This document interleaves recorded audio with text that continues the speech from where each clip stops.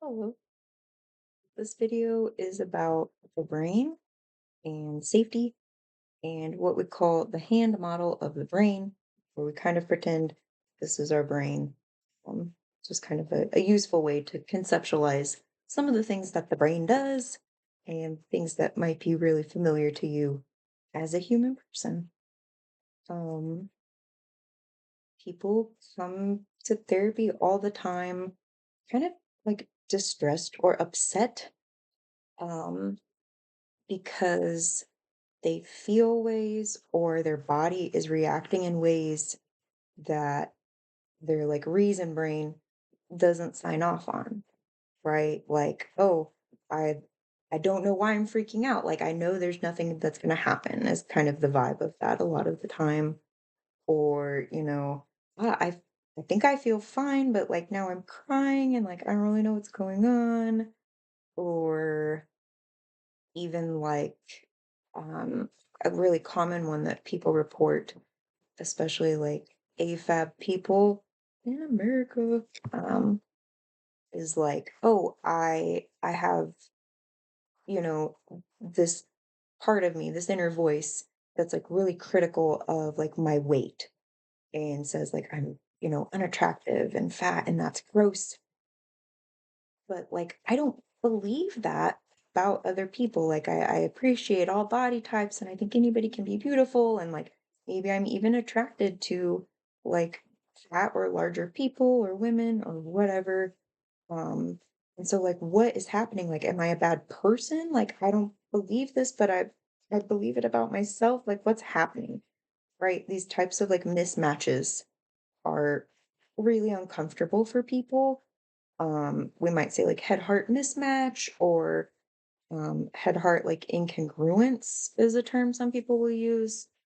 Um, Folks who are familiar already with like parts perspective might kind of frame that as like, oh, there's a part of me that's, logical or wordy or whatever that sees the situation this way. And there's another part of me that feels or my body is on a different page, right? And so like what is happening in those situations, um, man, it's so confusing, it's so unpleasant, it's so uncomfortable, and like real normal humans. Um, so for starters, like just think about the brain in general. This is like a really vague, crude way to conceptualize the brain. Some of this stuff, like it's not as cut and dried as it kind of sounds, but we're going to use these kind of simple mm, distilled concepts just for like ease of understanding, I guess. Um, a lot of this information is based, I mean, all of this information is based on science and research and trainings and continuing education and stuff that I've done. Um, the hand model of the brain is based on the work of Dan Siegel, and a lot of this other information comes from many people, including like Dr. Ariel Schwartz, um, Deb Dana talking about attachment in the brain, Janina Fisher. Oh, this is I'm long-winded here. Um, anyway, this is based in science. Dan Siegel's the dude who came up with this. He's in neuroscience. He's pretty cool. Um, and he has lots of stuff online too. If you, I think there's even a video of him explaining the hand model, and so I'll probably post that as well.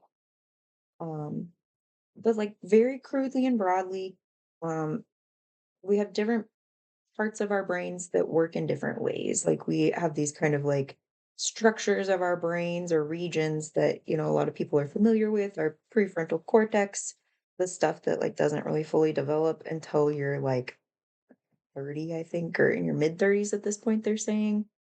Um, the occipital lobe maybe connected more to vision, that type of stuff. Um, we also sometimes think about like the two hemispheres of the brain. Some of the ways that people used to think about that are like disproven and crap. But some there is some veracity, some truth to um, one hemisphere of your brain kind of being more like takes stuff in, concrete, factual type stuff, and the other hemisphere is more like interpretive and kind of like squishy, vague information type stuff. Um, More or less kind of a thinking versus a sensing. Um, and in the hand model of the brain, we can kind of lump that in with more or less like our feeling and body brain stuff and our thinking and logic and like word brain stuff. So, very, very broadly in this model, this is your brain stem. It's like your basic survival things, right? And so you're like breathing automatically, your heart is pumping automatically. Like I think sleep, I don't know, don't quote me on that. Brainstem, automatic survival, basic human function things. This represents your limbic system, which is like your brain's emotional system, as well as your amygdala, which is your brain's smoke detector. Threat detector part. Here, it's like a little, actually, I think there's two, one on each side. It's like a little walnut thing kind of in the center of your brain, connected right to your brain stem because it is so important for survival, and your brain stem is like very survival oriented too.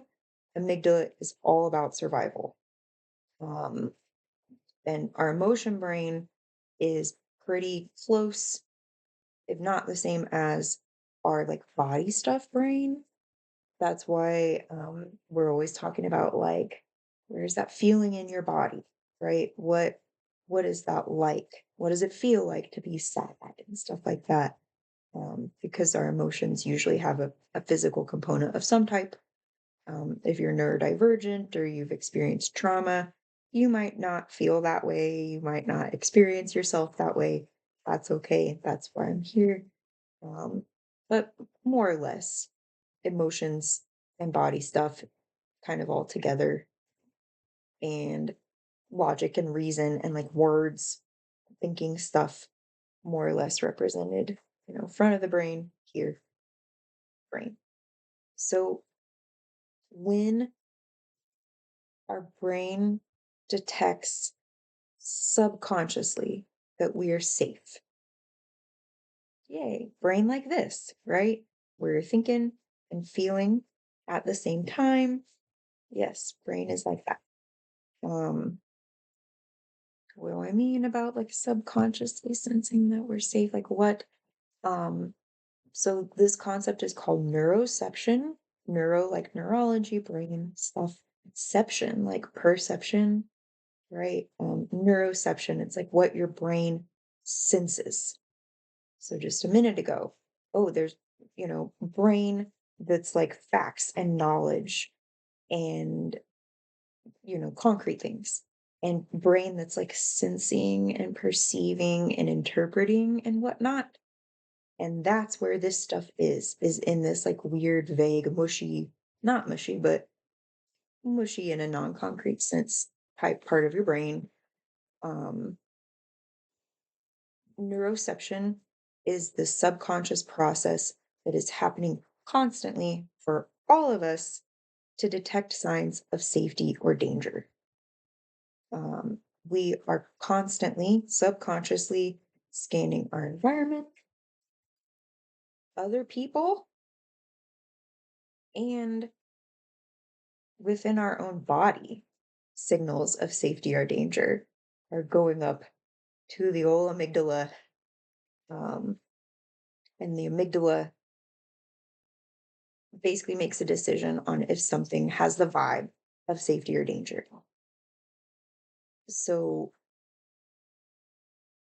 if something has the vibe of danger, like the information, wherever it comes from, gets to the amygdala and to the prefrontal cortex at the same time, right? Equal priority there, traveling to both places.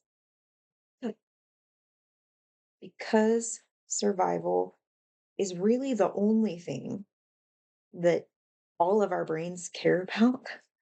Um, Survival is the most important thing And so the amygdala decides what to do with that information that lickety split. So quick. Information on is this safe or is this dangerous, getting to reason brain and emotion brain at the same time. But thinking and reason brain takes like 3 to 6 seconds on average, I think, to decide what to do with that information. And the amygdala decides what to do with that information in microseconds, like so fast, right? And so we that's why we sometimes act really quickly, especially when there's like a threat. You might have heard people like, oh, I was, here, and then before I knew it, I was over there. And it was like I didn't even think about it. My body just did it. Right. Lots of people have maybe some examples of like times that was like my body just kind of did the thing, or I felt that way so fast. Or, maybe looking back, oh, part of me really reacted very quickly in a way that maybe part of me wishes that I didn't.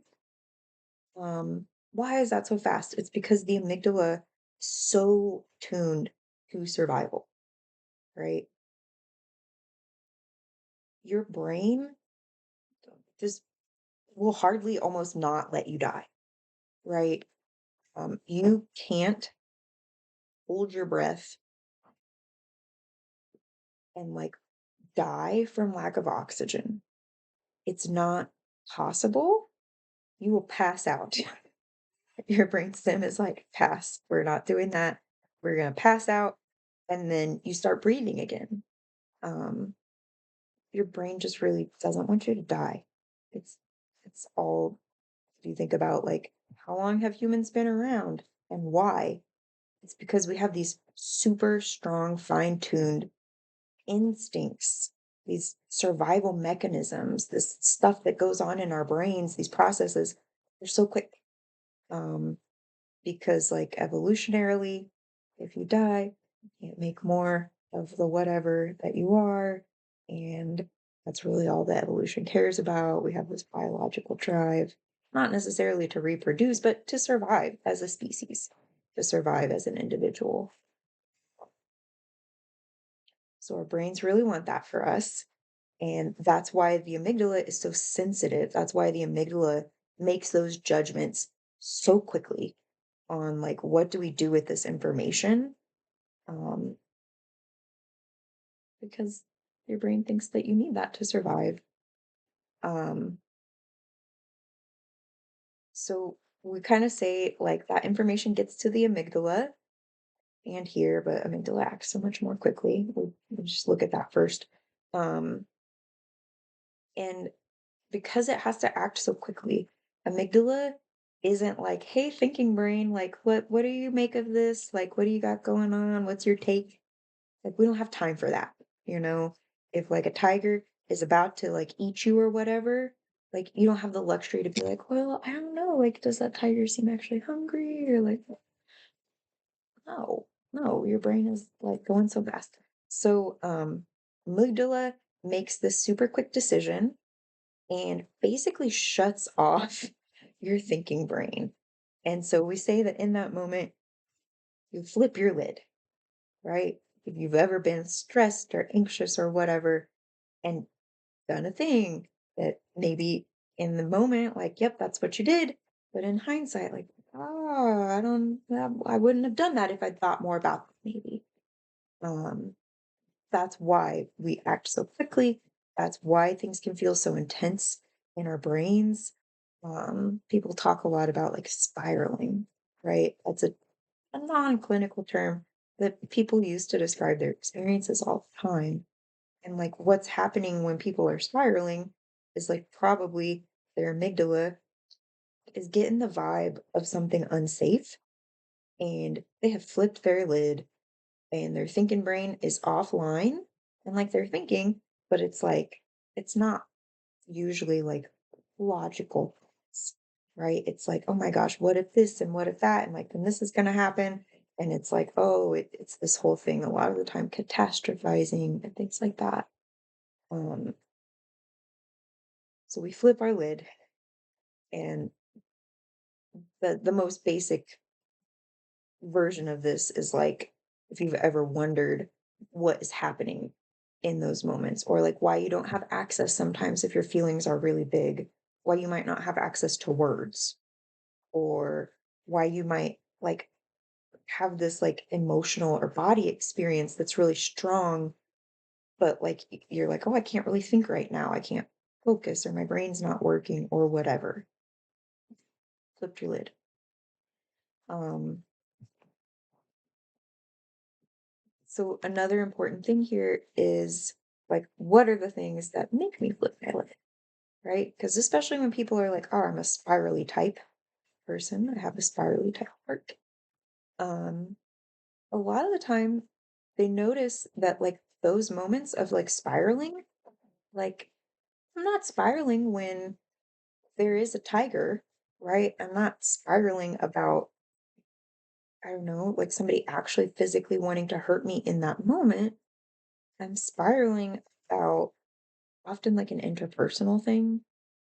A lot of the time it's attachment triggers that contribute to those like spiraling moments and kind of set those parts off.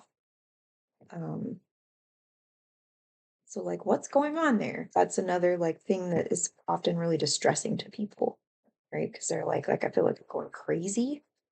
I can't think. It's just like my brain's going a million miles a minute. Flipped lid. But like why? Why in that moment? What is happening here with this amygdala? Why? Why is amygdala saying, hey, danger? When it's just like, oh yeah, they had a thing that they didn't invite me to. Why spiral there? So here's the answer. Um, it's because your brain doesn't know physical danger from emotional danger, really. If you look at a brain scan of a person who's lonely, it looks basically the same as a brain scan of a person who's experiencing like physical pain. That like we as humans experience disconnection as existential threat. Some people hear that and they're like, yeah, that makes sense. And some people hear that and they're like, what? Like shocked, understandable either way. I was kind of shook when I learned this information. But if you think about it, like if we think about like attachment, which you might or might not know about, um, when we're babies, right? When you're born, what do you have going on as far as survival, right? You can eat, you can like go to the bathroom, and you can like cry. That's basically it. And you depend on your grown-ups as a baby to take care of you.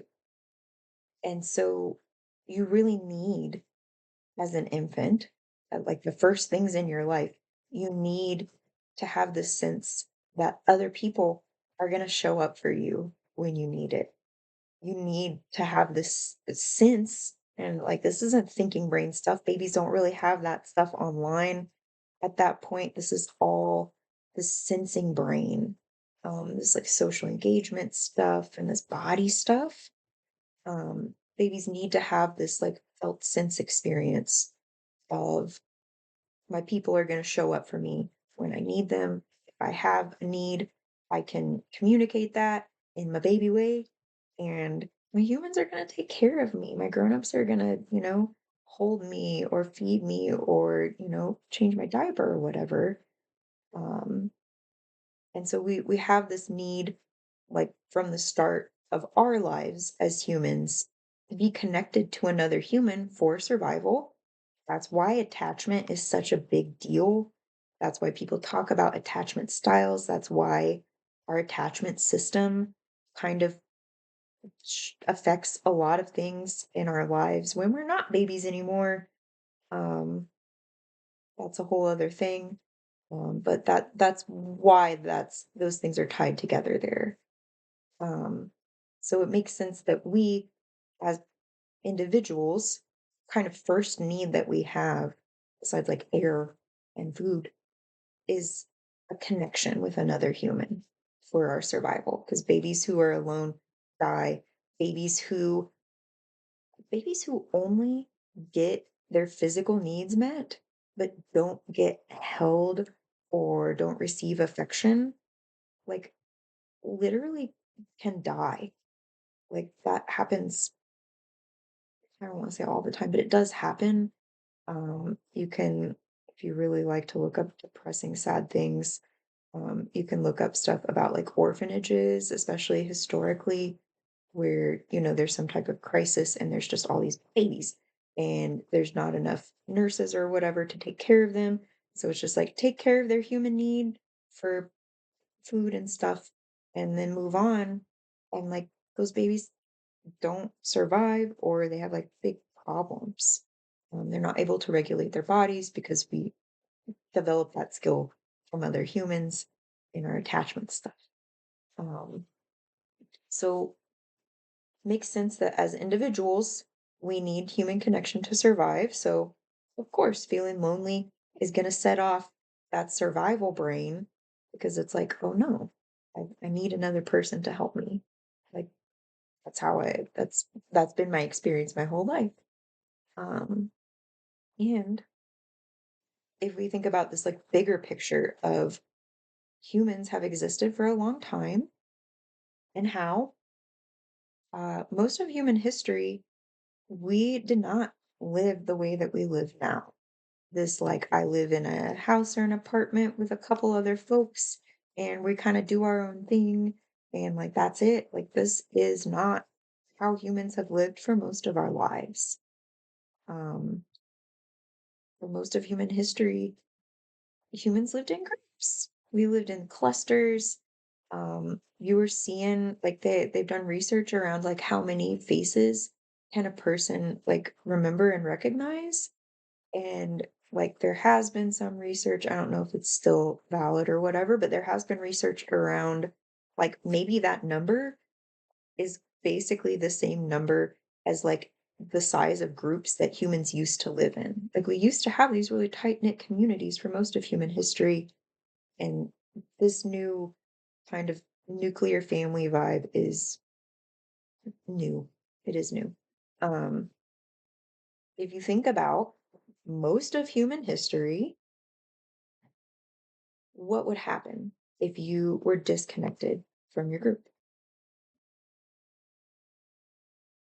Like, really, if you get kicked out of the group, you are going to starve to death, die in the elements, get eaten by like a tiger or whatever, get killed by that other group that hates our group.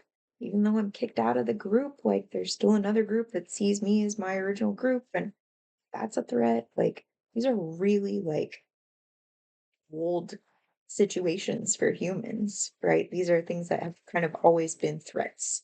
And they're not as present and immediate threats for most of us at this point in time, right? I am not at risk of being tiger lunch, usually that I'm aware of. Um, I live in my home. And so I'm usually not at risk of dying in the elements.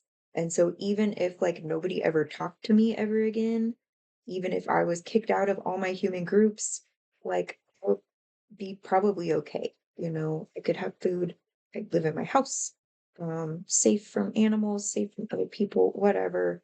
Like is less extreme of a threat at this point in time than it was in most of history. But my body does not know that. My body does not have that information. Um, we have survived this long as humans because our survival system is real fine tuned, right? Yeah, there's research on like the different parts of our brain that like developed at different paces and things like that. And survival brain, like it's the first thing, right? You can't do anything else if you die. The most basic truth. Um, so humans need to feel connected to other humans to feel safe. We need it as babies in like an attachment sense. We need it on a like a physiological level as for the rest of our lives. Um, Humans perceive disconnection and isolation as an existential threat. I think there's room to also note that um, in times of hardship or distress or persecution or oppression or whatever, um, how do we get through that stuff? It's by forming up groups with other humans, right? It's by coming together, it's by forming community. Um, it's by supporting each other, it's by mutual aid, right? It's by like honestly kind of going back to some of those older models of how humans have existed historically. Um, so even though like on some level, like, yeah, my brain thinks that I'm getting attacked by a tiger and I'm clearly not, what the heck? Like at the same time, like your brain's not that far off base. Like you do need connection with other humans. Um, you feel isolated. A lot of people start to feel depressed. There's room for different attachment styles and nuance here, but broadly, this is kind of how our brains see things. And so, yeah, if I'm actually getting, chased by a tiger, my amygdala is making this second decision and is like, oh no, thinking brain, bye, just survival stuff. Because my brain actually doesn't know, or mm, my brain doesn't view thinking as necessary for survival. It's true. So that's why that kind of gets shut off. And amygdala is like, hey, let's go survival responses, fight, flight, freeze, attach, submit, or collapse. We might also say like fix, freeze, or flop. A couple different ways to conceptualize that stuff. Fawn, another one. But yeah, amygdala is kind of like do one of those things, right? And we're not thinking about stuff. And so my brain's going to do that if I'm getting attacked by a tiger.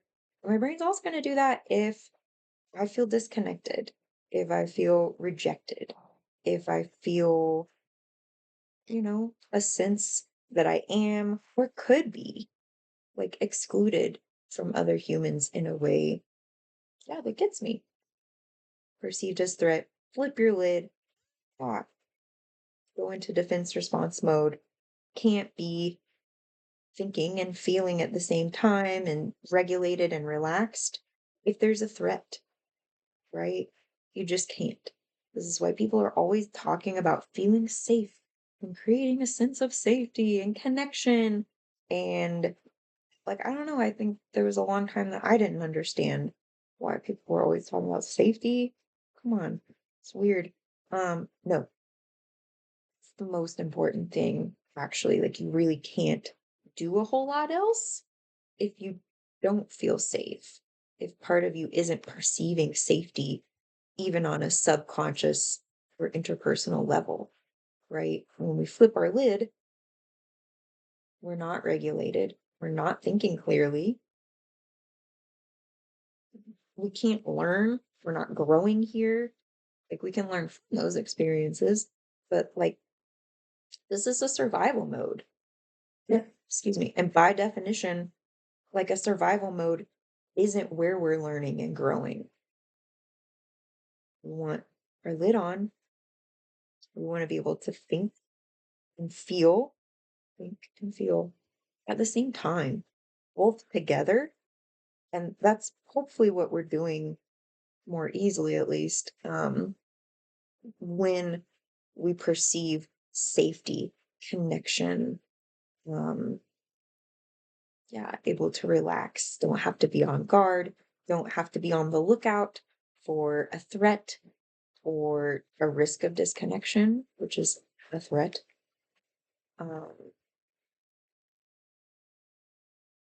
yeah, so it makes sense that there are a lot of situations that kind of don't make sense to our thinking brain because our thinking brain really isn't involved in what's happening in those moments. Pretty much anytime you're having some type of experience, unless it's like I'm having like a medical event, even medical stuff a lot of the time, um, those can be about your body's survival responses, your autonomic defenses, we call them. Um, that stuff is kicking in, and your thinking reason brain is not there. Um, if you're kind of one of the spirally types that I mentioned earlier, your brain might be kind of going to more of like the attach a lot of the time as a survival response.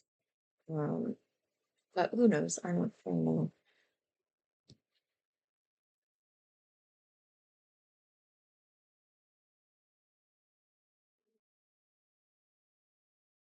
Is there more to this?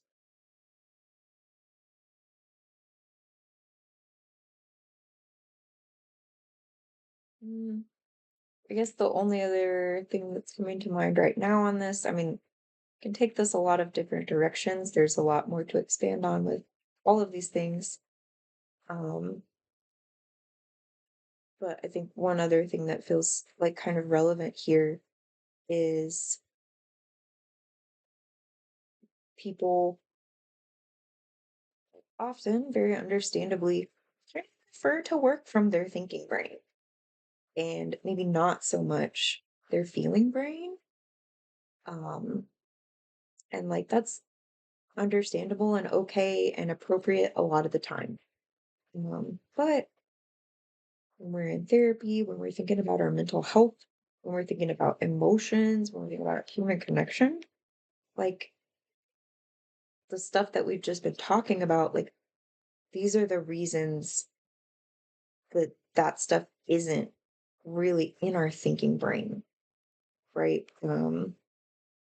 This is why I, as a therapist, use a more like body based, we say somatic approach, or like why I do the parts work, is why I have people name their feelings, name their body sensations. Like that seems corny to people. And I get that. I do. Um, but when we name stuff, we're kind of unflipping the lid a little bit and we're helping our thinking brain and our feeling brain communicate with each other more. Because that's really what we want is to think and feel at the same time, to use them both at once. But a lot of the time, especially if you're neurodivergent, you might not feel like you have that experience. If you have trauma, you might not feel that experience. Excuse me. Lots of reasons for that. Um,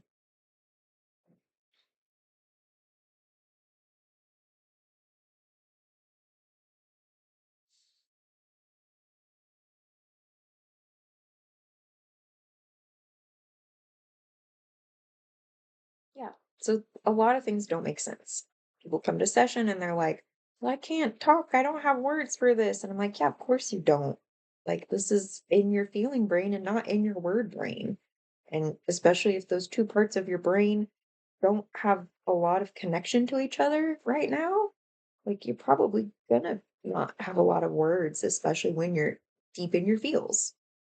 Put your lid. Um,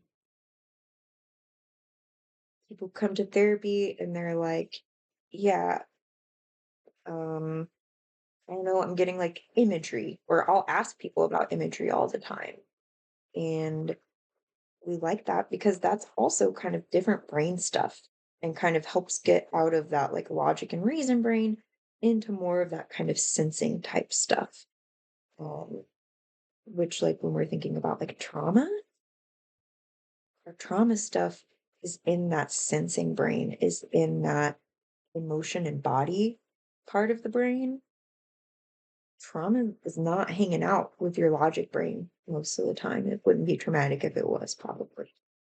It might have been a terrible experience, but you could probably make sense of it and be okay if your logic brain is the only part of your brain dealing with it and your feeling and body brain is like, nope, we're cool. Like, you're probably not coming to therapy.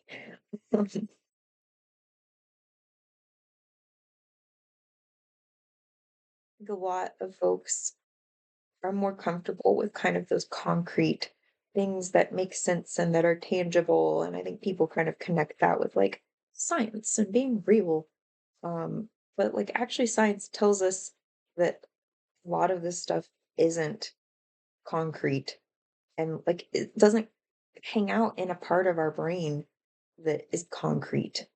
It it's in these parts of our brains that are like vague and like I don't know, like how you have a dream and you're like, well, at my, grandparents' house, but then also my teacher was there. And then, you know, my friend rode in on a horse and like, then I was at Pizza Hut and it's like, none of this makes sense. If it doesn't make sense, it's not in the sense making part of your brain. Your dreams coming from this vague sensing part of your brain and your emotion and body memory. It's where people have nightmares when they have trauma. Um, yeah, our brains are complex, humans are complex. We need to feel connected to other people to survive. Your brain really prioritizes survival over everything. And if your brain detects a threat to your survival, things aren't going to feel like they make sense because you're probably not able to think clearly. And that's not unusual. Like it's how we operate as people. Um, but knowing that can help you kind of understand what you're experiencing in those moments. Knowing that can help you even to say, like, oh, this is overwhelming for me. Oh, I feel anxious right now. Part of me is detecting a threat.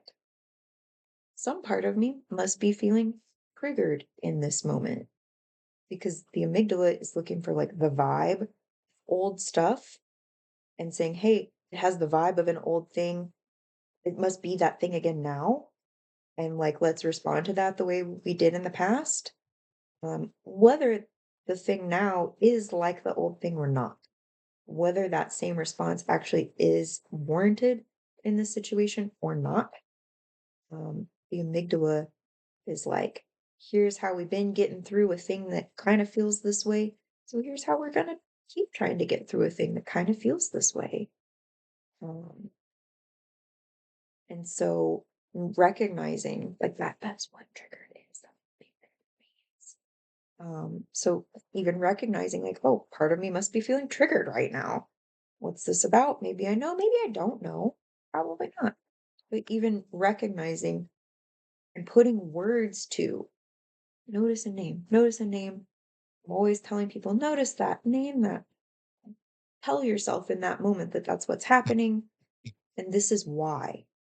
Because when your lid is flipped, your amygdala has detected the vibe of a threat and your thinking brain is out the window. When you can name what's happening in whatever words work for you, it can help bring your reason brain back online. It helps connect your emotion brain and your reason brain together. Your lid comes back on, at least to some degree.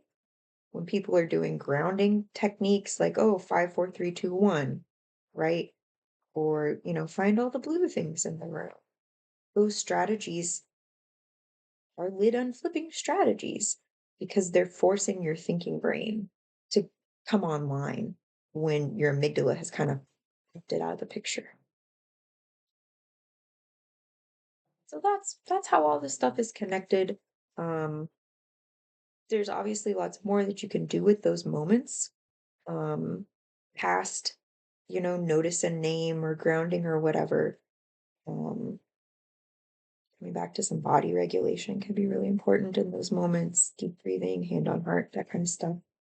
Um, trauma work, right? Keeping track of those triggers and the experiences that set that stuff off, noticing patterns, things like that. You can do parts work. We could do EMDR. If that feels right.